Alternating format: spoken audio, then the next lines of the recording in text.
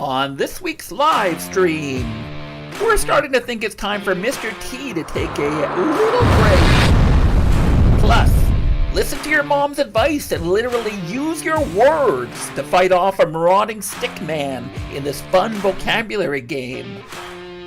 And make your combat game sizzle with this cool flamethrower effect. All this and more coming right up on the Chromeworks live stream.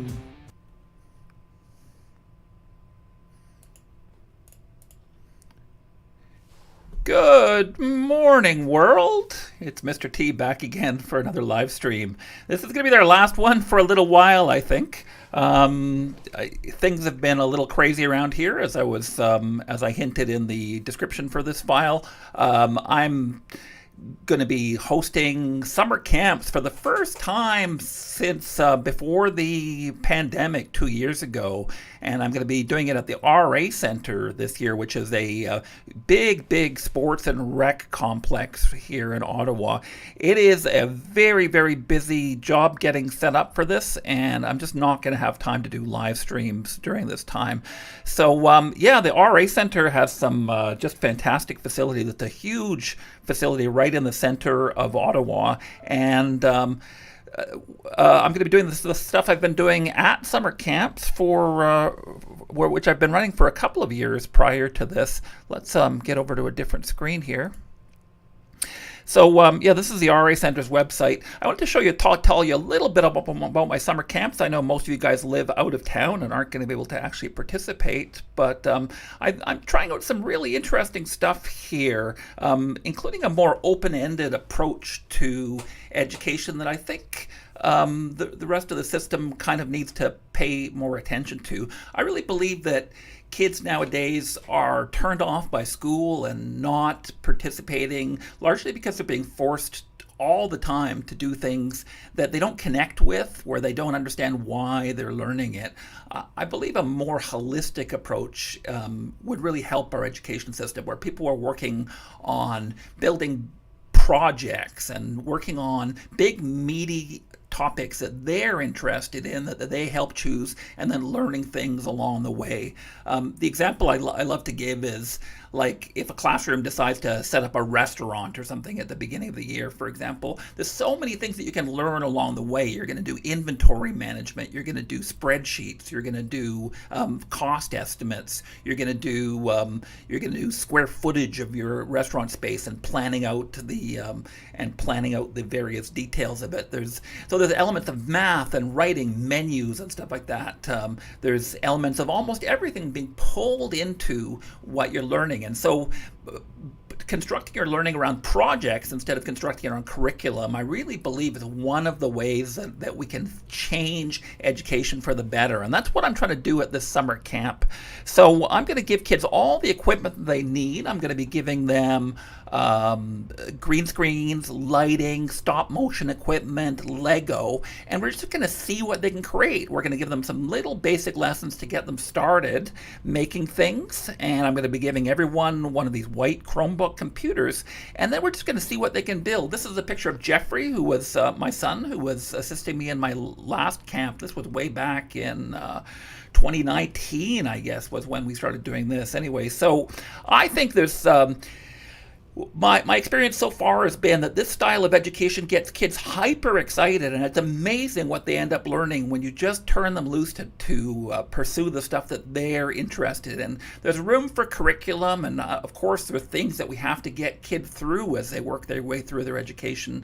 But I really strongly believe that if we give kids more ability to do fun, creative projects where a whole bunch of disciplines are all wrapped up together, rather than spending this much time on math and this much time on English and this much time on social studies or whatever, that we can get a whole lot done here. So very excited about this camp, and can't wait to tell you more about it. So I'm going to be stopping these live streams for a couple of weeks, and we're going to resume sometime in July, and I'm going to be telling you a little bit every week about the kind of stuff that we learned in camp. So it's going to be learning about Scratch and learning about filmmaking and learning about all the stuff that we've been learning about on this channel, but we're going to do it through the lens of what I'm teaching my kids at camp and what they're discovering and exploring on their own. So really excited to be bringing that to you. It's time for a little bit of a change here on the live stream. I think my viewership isn't particularly growing, and I'm putting a ton of effort in, and so are my co-op students, and I'm not sure we're getting the return on investment right now, just because the stuff that we're doing isn't quite what people are looking for. So it's time to retool and take some time off, and then we're going to do things a little bit differently around here. So you can look forward to a brand new live stream in the summertime, and towards the fall we'll have some even more exciting announcements to bring you guys. All right, so I have a big piece of personal news. So you guys have met Jeffrey, my son. Let me put a shot of him up there right now. So Jeffrey has been a subject of a bunch of segments here on the live stream in the last 6 months or so since he moved to Sweden. So Jeffrey is 19 years old. He just turned 19 a few weeks ago, and he has taken off to Sweden to go to school and study game design. And he's at a really amazing game academy called Future Games, where he's been working together with other students, putting together some really amazing projects. When I say amazing, I'm not exaggerating here, because Jeffrey's projects have gotten some attention that is really unheard of. He got a shout out from one of the best game developers in the world, Hideo Kojima, last February, and immediately after his game called Fish Game, I'm going to show it to How Fish is Made, got reviewed by Markiplier. So this is a weird game about sardines trying to navigate around an underground fish laboratory and trying to find their way out, basically, and being faced with this dark choice of what to do. Jeffrey's been working on a whole bunch of stuff there, and we've been doing little regular updates talking about what his experience has been like at game school. Well, the big news now is that Jeffrey's game, well, two of his games. So he made this game, and he also made another cool game called Mover. Let me show you that before I give you the news here. So this is a game called Mover that Jeffrey was also involved in. It's a game where you play an Uber driver who's driving his car and trying to get passengers to their destination, with a ton of really, really annoying passengers jumping into your car and starting to make demands of you. It's a fun little game anyway, and a really cool concept. Okay, so I've set this up, I think. So Jeffrey has been working on 3 or 4 game projects, but these 2 big ones, Mover and How Fish is Made, both those games, 2 of those games have been nominated in the last couple of days for, wait for it,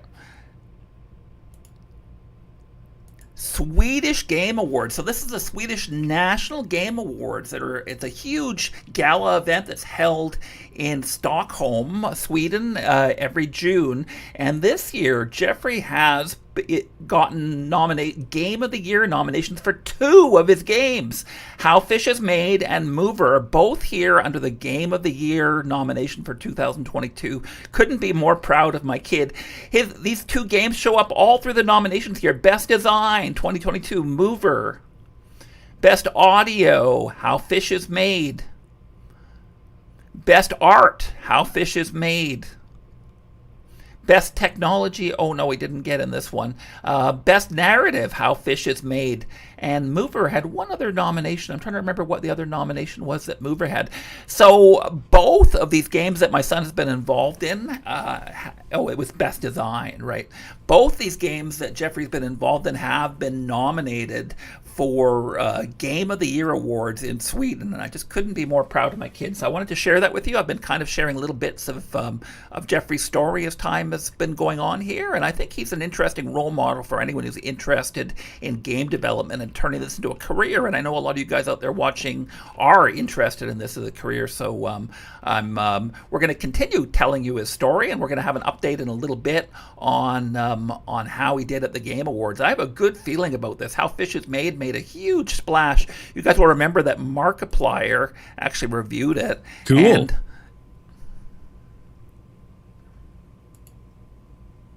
all right. Anyway, I loved it. I hated it, but also I kind of loved it. I'm a sucker for a musical. Anyway, great. Good. So, Markiplier, the world's biggest game reviewer, reviewed this game, and so it's gotten quite a bit of attention and notice in Sweden, where Jeffrey's studying right now. So I think he has a really, really good chance of winning the big kahuna here, the Game of the Year award prize, and can't wait to see what happens. All right, who's here? So Totally Not Trash is in the chat. Good morning, Trash. He says, congrats to Jeffrey. Thank you, Totally Not Trash. And Real Crafter Channel was here a few minutes ago. I'm not sure if he's still stuck with us, but good morning. A shout out to you as well. If anyone else is lurking in the chat, please do say hi. Say hello to Top Secret Asian, Andy, who's joining me again here this morning as my moderator in the chat. Oh, Totally Not Trash is Lena, of course. Sorry, I forgot. I forgot that Lena had changed her nickname in the last little while. Thanks for that, David. Lena has joined us in the chat. Hello. I'm going to be showing one of your projects in a little bit, Lena, if you want to hang on. Meanwhile, I'm joined over here on Discord by David, one of my former co-op students, who's a regular Chromeworks contributor. And good morning to David. How are you doing today, sir? Good morning. Good. I'm a little bit disappointed, honestly, because I filmed a bunch of stuff a few days ago and it's no good now, so I'm gonna have to redo that. But other than that, things are going well. Filmed a bunch of stuff for what, David? I have a short story assignment for my Comtech that's coming up, and that's what I'm filming it for. I'm filming half of that at home, and I'm filming half of that at school. And the stuff that I filmed at home, I filmed it vertically by mistake, and I need to film it horizontally because vertically is not easy to edit. No, of course not. Yeah. Huh. Anyway, for those of you viewing who don't know what Comtech is, it's communications technology. And here in Ontario, it's a high school course where you can learn multimedia design. You do filmmaking and video editing and all. There's a bit of coding involved sometimes, and all kinds of fun multimedia type stuff. Exactly the kind of stuff that I'm teaching to kids at these summer camps, but at a more advanced level. So that's great. David had a project he wanted to share with us today, and now's probably as good a time as any now that we're talking to you, buddy. So this is a project you did in your communications technology class. Tell us a little bit about it. We're not going to see the whole thing, but we're going to show a few minutes of this short film. So set it up for us, David. Sure thing. Share screen. Oh, no, you don't have to share screen. I've got the whole video going here in a minute. Just tell us a little bit about it before I get it running here. Oh, okay. So basically,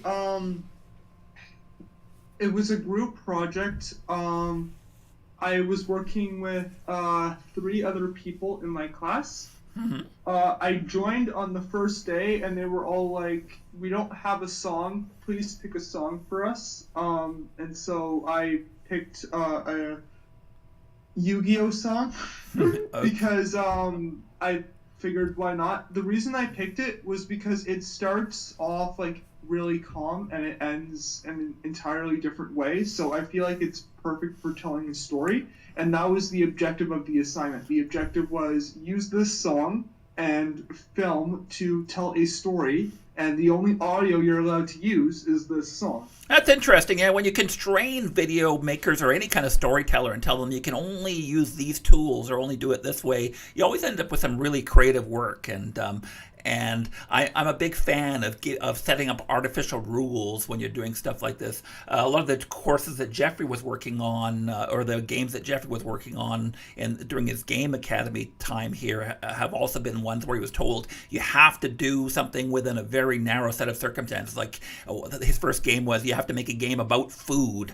And sometimes you get some really, really interesting results when you force people. So did you find this a worthwhile experience, David? So you finally ended up making kind of a fantasy film, right? Tell us a little bit more about it.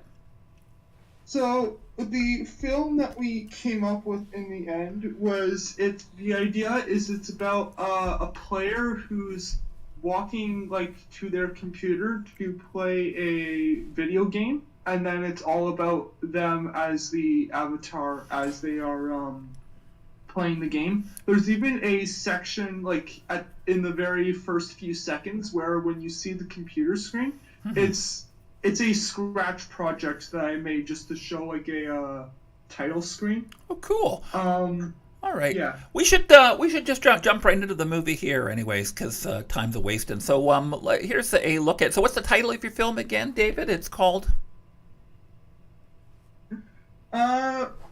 We never actually gave it a title. Okay, so here's David's untitled film for you guys.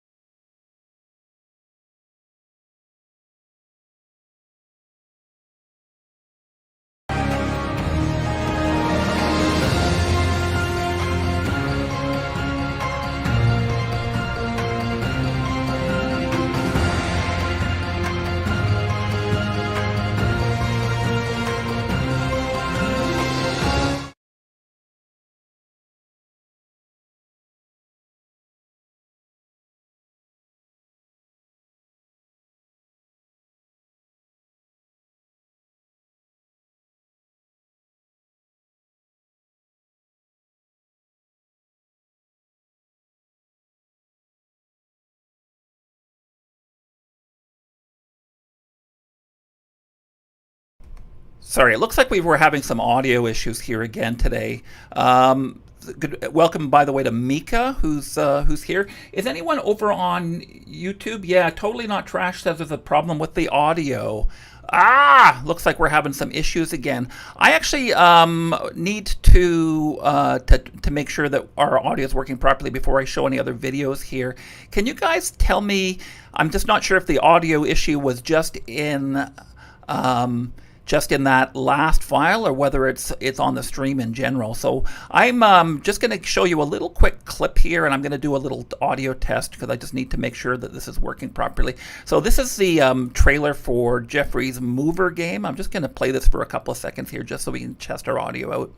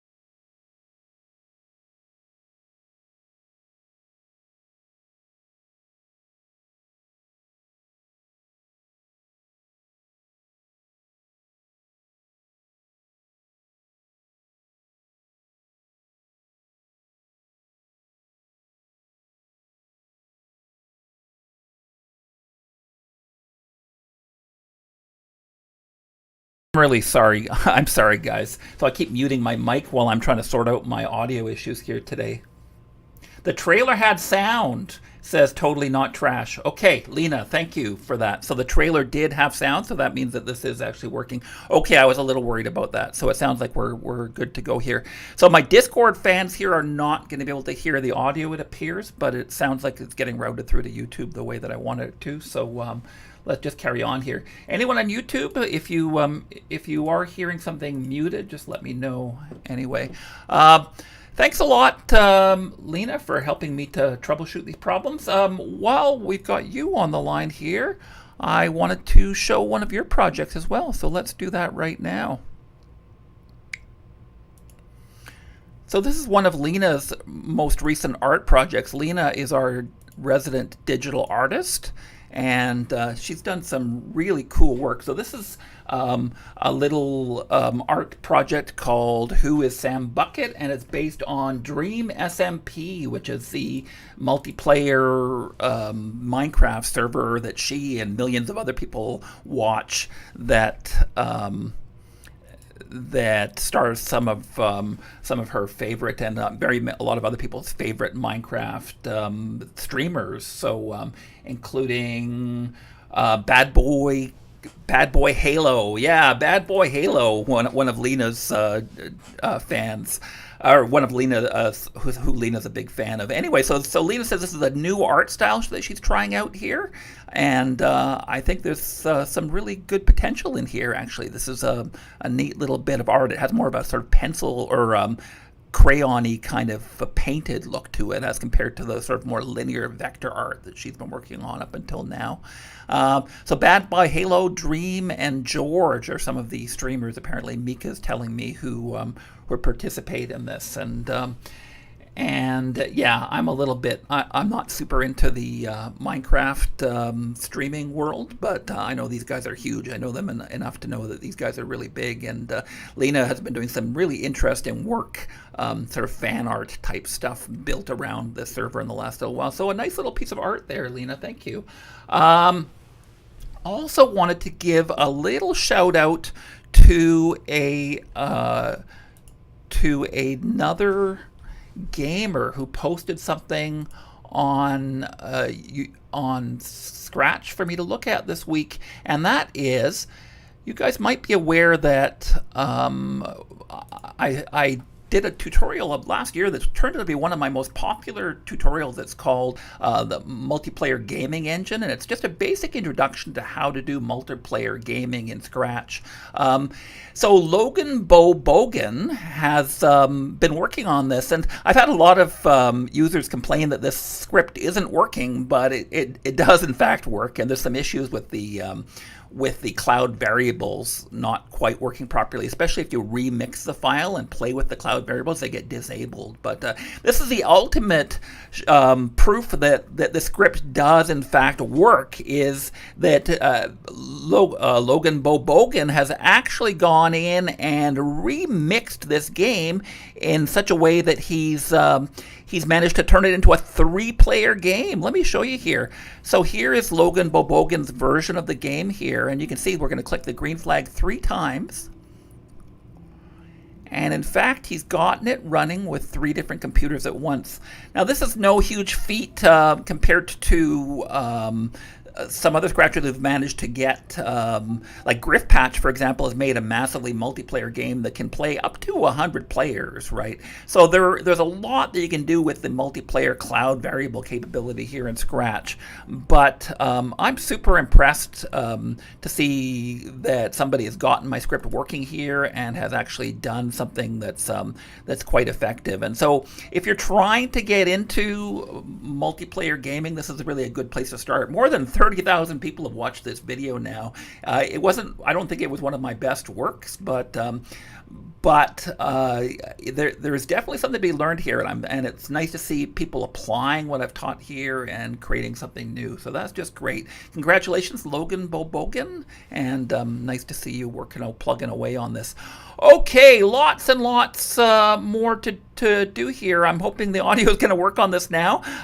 So Kal, our resident artist, has done another new drawing tutorial, and I gave her a challenge this week, which was I saw another Scratcher trying to remake existing sprites in Scratch and kind of give them a new twist.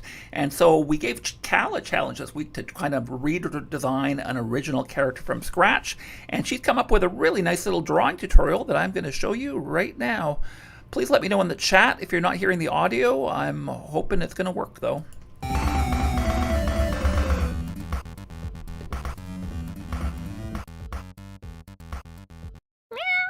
Hi guys, today I'm going to be recreating a character from the Scratch gallery, and I got inspired to do this by Dreamy Sky on Scratch, so let's get started. The main focus of these 2 videos, yes, 2 videos, this is going to be a part 2 series because the footage is extremely long. The whole idea of it is for me to show off how to draw clothing and do like a bunch of clothing folds and shadowing. So I'm just going to zoom past all the details of the face because I already made a tutorial on that a while ago. I tried something new with the hair where I used a lot of the control points to give spaces so that the hair could look like it was parted, and then I just used circles that had no outline to just make it look like there was more parting. But I'm going to slow down when it gets to the hat because this is the first hat we have created. I just created a triangle out of a square by deleting one of the 4 corners, and I just pushed and played with it until I got how I liked it, and then I added the ribbon. I am just exactly color dropping from the drawing. This kind of actually reminds me of an elf hat. But here you can see I drew out how I wanted the hat to look because I got really confused. So I had to have a visual sketch, and then I added the brim of the hat, which I changed the color of to fit the original color of the hat. And then I just pushed and pulled with it until it was snug with the back part of the hat. And then finally I got satisfied with it. I moved the brim of the hat up so we can actually see the bangs, and then I used the technique we learned in one of our old videos where you add more control points then delete another one to get a rabbit pointer. I did that, and now we're on to the dress, which was the hardest part for me. We're going to turn this circle into a torso, so we're just making a neck area, or like the neck cuff, and then I'm sort of making more of a hip stomach area. I didn't really make it super well because she's wearing a dress, so it's still gonna be poofy.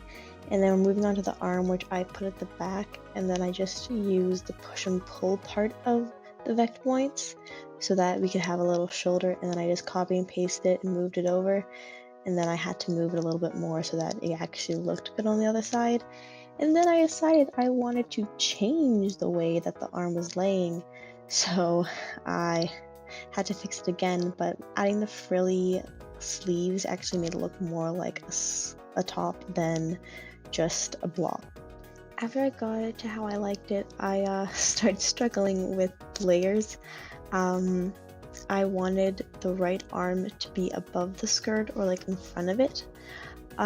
So I thought I was doing the correct thing.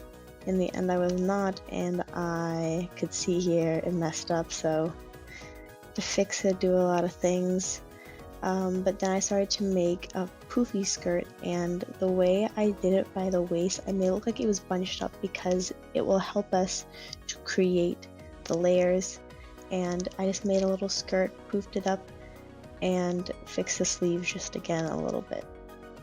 Moving on to the clothing folds, I'm imagining how the skirt is being bunched up at the waist and how gravity is pulling the skirt down, so the skirt will be more flowy while the top will be more tight.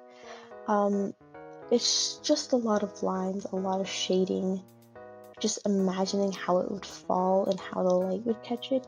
I'm doing everything very much curved upwards to give the illusion that it's sort of being like pulled.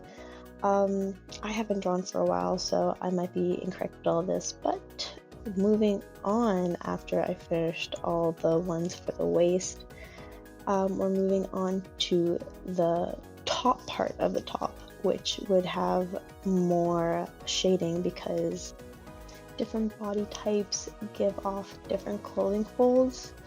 I added one by the neck, and looking back now, I think it looks silly, but I just moved on from it and worked on the shoulders, which I had a hard time figuring out how they would lay because I can't really see how they would lay on me.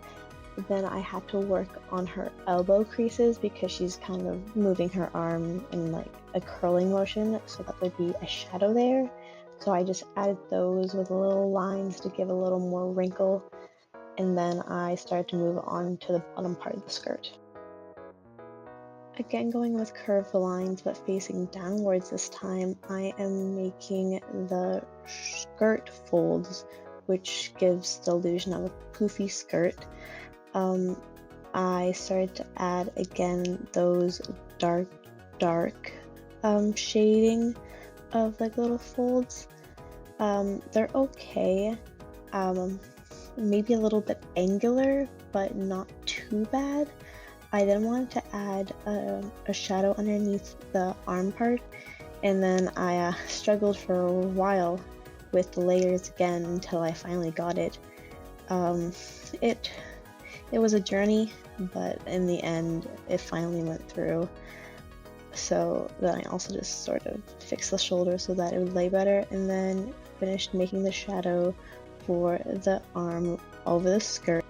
I added a tiny little skirt wrinkle, again over on the left side, and then I kind of fixed the neck area so that it would look better. And then now we gotta add our wrinkles to the sleeves because she got some big sleeves, so her sleeves will drape. And if you look on your sleeves, you can see there's a bunch of folds, so I tried emulating those in mine. Not the best, but they're not bad for doing them with shapes, so I'm kind of proud of myself. While you just watch me make little shadows, my video next week is going to be my last video, so I hope you guys enjoyed all my draws. I have a few favorites that I created. Some weren't the best, some were better, but in the end, I had fun creating them for you guys. So I hope you guys enjoy my last segment. Now getting back into the drawing, I kind of created a 3-sided star, so not even a star. And then I just started adding the lines that I didn't even think needed. but they looked good, so I just added them. I made the skirt look really like flowy. But I hope you guys enjoyed my video. I will see you guys next week with part 2. So stay tuned, and I'll see you next week. Bye bye. Well, thank you for that, Cal. So that's the beginning of her tutorial. We're not going to be back next week to show you part 2. I'm going to probably end up posting that as a standalone file at some point in the future anyway. Mika's been talking to me offline here about sound, audio editing, and getting stuff going properly in Discord here. And I think it's time to take a close look at the way that we're doing all of this stuff here right now, and probably reassess our whole strategy for streaming stuff, guys. So as I told you at the beginning of the stream, for any of you who've just joined us, this will be our last live stream for a while I take some time to get ready for my real world teaching in summer camps, and also just to figure out what I'm doing here, because the audience obviously is not catching on to this whole thing, and so I'm not quite sure if this is the best use for my energy in the future. So we're going to take a few weeks to reconsider and revamp. We'll be coming back with some special summer camp live streams, but after that I'm not quite sure where we're going with this. We're going to be doing quite a few changes here at Chromeworks in the next couple of months. All right, a couple more things to show you. We teased at the beginning a really cool video game that I wanted to show you guys. This is a new Scratch game called Word Defense. And Young, our game reviewer, has come up with a really good review of this surprisingly fun word game. So I'm going to show that to you guys next. Today, I'm going to be reviewing a vocabulary game, similar to how Scrabble is, but with a different twist. You have to think of the longest possible word within the given conditions.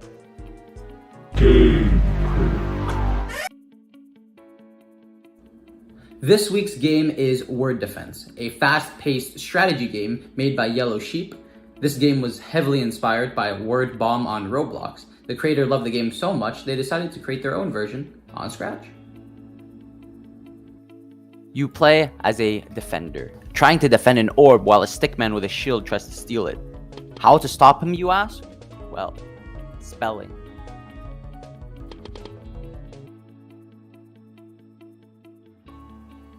The creator of this game is Yellow Sheep 43. They have shared a ton of projects, and their favorite projects seem to be the more memey ones. It just looks like a kid having fun. Studios I'm following is for noobs. As you can see, this person really likes to have fun. They have 628 followers. I think this is quite low. This is a very playful person, and I would love to see them get more love.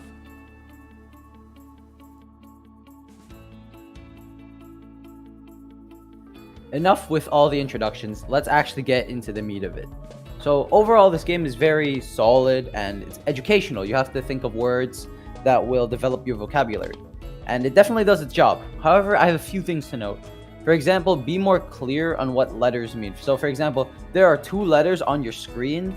So for example, when I got R-O, I thought I could do a word like or, because then the letters would just be rearranged. But no, you need 2 letters in a row, and that's not clear, and you're left to figure that out for yourself. The front screen and the animations are just really good and smooth. I really like the way it looks.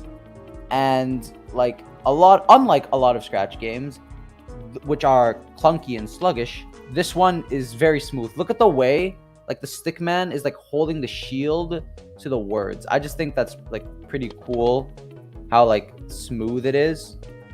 The select screen is nice and animated. However, the help button is a bit of a bait. It sends you to the hardest difficulty when you press it. That might be a bit off-putting for some people. I recommend adding settings with a help menu where you can actually change sound and get help to learn the game.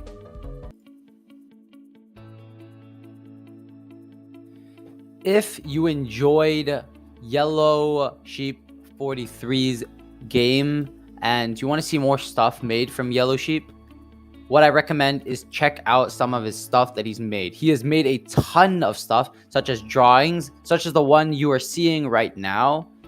He's also made tons of animations, but his more prevalent ones are the drawings, so you can just take a look at those. Those are really cool. The animations are sick. This is an intro from one of his animations, and I thought all of his artwork was really cool because the thing that we know him for is a game, so I think that's pretty sick. Industrial Society. Thank you guys for watching. Don't forget to like and subscribe.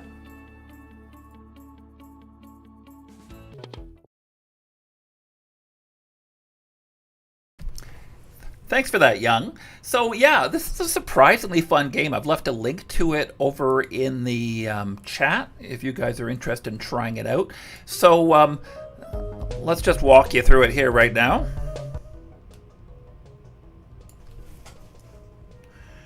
So you just pick a difficulty level. Let's just go with normal here. And you get these letters, so EN. So I need to come up with a word that has the letters EN. I just typed French here. Here's nihilist. And so if it's a real word, useful. If it's a real word, you can push the guy backwards. And if it's not a real word, of course, he keeps going forward. So it's a pretty quick thinking game. You've got to come up with words. And the longer the words you know are, the better, the easier it is to push the guy back. So you got to be able to very quickly summon up your vocabulary and find long words that contain 2 letters of the alphabet. Anyway, really fun game, and I'd recommend it. You guys all give it a try because it's actually a really great project. Okay, I had one other video to show you guys before we're done today, and that is a tutorial by our good friend Mr. Tomek. This is the latest segment in our How They Do That segment, which is a weekly segment where we take a look under the hood at a Scratch game and have a look at what the coding techniques or the art techniques were that were used to put it together. So this week I have a weird project because the project actually disappeared. I made this tutorial and then went looking for the project, and it seems like the creator has totally abandoned Scratch. He pulled his projects off and his username doesn't exist anymore. So I managed to grab a remix of the file before he ceased to exist on Scratch, but it looks like this game's not around anymore, so I can't link you to it, but his the lesson here will live on because we've got a little tutorial here that explains how to make a flamethrower effect in Scratch. So let's get right to that with Mr. T.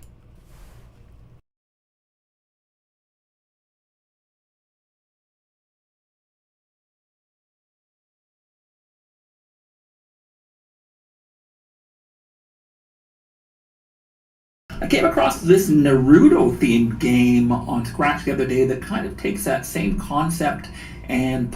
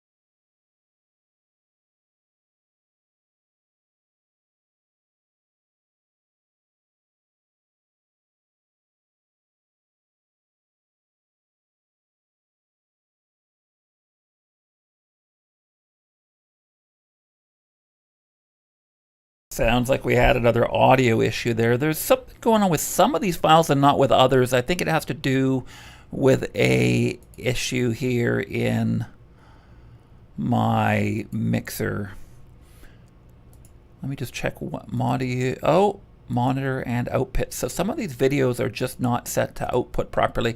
Okay, I think I've solved that. Let's try that one more time. I really apologize, guys, but let's try watching that flamethrower tutorial one more time. I apologize, everybody. So I've done a couple of tutorials in the last few weeks on how to create fire and smoke effects in Scratch by cloning a single semi-transparent object and moving it across the screen and having it disappear as it moves.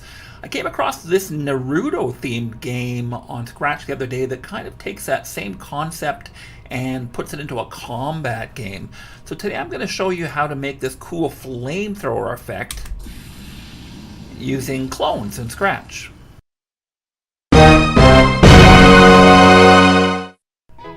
First of all, thanks to Scratch user the Jaja guy who supplied this original inspiration for this project. He seems to have shut down his Scratch account just in the last couple of days. I can't find him on Scratch anymore. There's lots of remixes of his projects online, but he seems to have disappeared. So wherever you are, Jaja guy, thank you. So let's have a look inside this project and see how it was done. First of all, we've got a reference object here for our fireball, which is basically just a bunch of circles that go from orange to transparent. And the creator has just assembled these together into kind of a collection of blobs that looks a little bit flame-like. Okay, so let's have a look at the code. You can see that when the green flag's clicked, we're just going to hide this reference object and start making clones of it. We set up a little sound effect here called Fireball. It will play this lovely sound. And here's our object. You can see that it's way too big. So what we're going to want to do is make this object go over to our character who's shooting and then shrink it down. And we're going to basically start cloning it and make it go out into a cone shape out from the main character here. So let's go ahead and first of all let's shrink it. We'll set it to a size of 10%, which will make it quite tiny. And we'll tell it to go to the player character, who's this character over here on the left, and point in the same direction that he's pointing. And this is going to allow us to shoot either to the left or to the right. Let's go ahead and move 10 steps away from our current position. So we're landing right on top of the player, as you can see here, but we want the fireball to actually appear at the front of him. We're going to move it a few pixels ahead of itself so that when it's created, it appears to be coming out of his front instead of out of the middle of him. We could maybe go a little bit more here to 20. There you can see that it's appearing right in the front of him. Okay, so when it starts the clone, we do want it to be visible. So we're going to say show. We'll move it to the front layer just in case the layer order got messed up here. And then we can start it moving across the screen. I'm just going to repeat 10 here, and I'm moving it by 15 pixels each time. And you can see we have something like a projectile effect here going every time I shoot this button. Beautiful. Okay, now we want a steady stream of this stuff. We don't just want one blast. So I'm going to take this create clone. I'm going to put it into a repeat loop so that we're making a bunch of clones instead of just one. Let's go repeat 25. And you can see that each time I fire, we get this stream of clouds that are 15 pixels apart, which of course is what I'm telling it to do. All right. So now all we have to do is get this guy to expand itself a little bit as it's moving, so we get that kind of classic cone shape of the fireball. Let's tell it every time that it moves to change its size by 5 pixels, and let's see what that looks like now. There we go, that's looking cool already. Now, we also... You can see that the edges of this are very uniform because we're taking the same shape and expanding as it goes. And that's creating a situation where it's not quite chaotic looking enough. What we can do here to mix this up is take this object, which is very irregularly shaped, and spin it in a random direction before it starts moving. Let's go pick point in direction random from 0 to 360. Now you can see it looks a lot more random and chaotic. Beautiful. Notice that we're deleting the clone after we're finished moving it here. We do have a limit, remember, of 300 clones in Scratch, and if we create too many clones here after a few shots, we're not going to be able to create any more just because we're going to hit that clone limit. So once we're done with our clone, we're going to want to delete it. Okay, so this is looking pretty good already.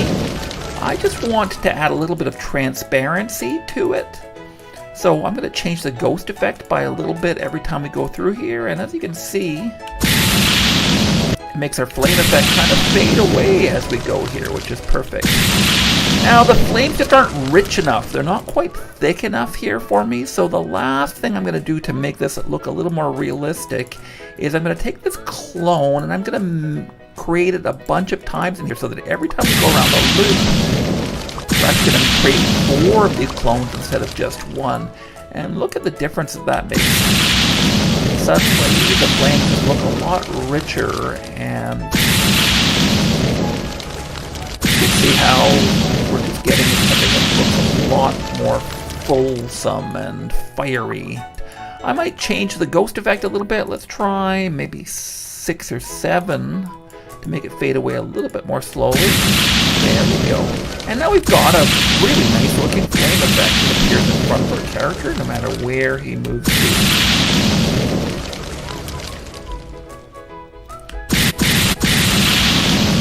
Hope you enjoyed that tutorial. Please like and subscribe for more great Scratch tutorials just like this one. Well, thank you for that, Mr. Tomek. Wow, guys, I'm pretty much out of material here, and I'm out of steam as well. I've been doing these live streams for 2 or 3 years now, and it seems like we're still getting stuck with the same kind of rookie mistakes that I was making back on day 1. It's time to take some time off and try and figure out what we're doing next here at Chromeworks. One of the things I'm going to be doing when we come back in the summertime is trying to run this with a producer and see if that helps to smooth out some of these technical difficulties, having somebody else pushing the buttons and twirling the knobs for me. In the meantime, so I've been teasing this AMV, this animated music video that we've been working on since early in the winter, and I just wanted to tell you guys I haven't forgotten about this project. We've got some more work coming along on it quite nicely now, and we're going to, during this time off, just polish it up and get it ready to go. So we're going to do a world premiere of this, I think, when we come back in July. So anyone who's interested in watching Freakadroid, our long anticipated and very excited animated music video, stay tuned to Chromeworks here, and we're going to release this very, very soon, and we're really looking forward to showing it to you. All right, guys, it's been quite the school year for me, and I think it's time to knock it off now and take some time to do some other stuff. So I appreciate everybody who's been viewing me. Keep an eye on this channel. Subscribe if you haven't done so already, and we'll give you updates when it's time to get back online again in July, and we'll be having some really cool content for you then. You'll be able to see all the cool stuff I've been up to at summer camp, and learn a little bit more about coding and multimedia and Scratch and all the great stuff that we cover here. So in the meantime, guys, have a great June, and we'll see everyone in July. I am out of here.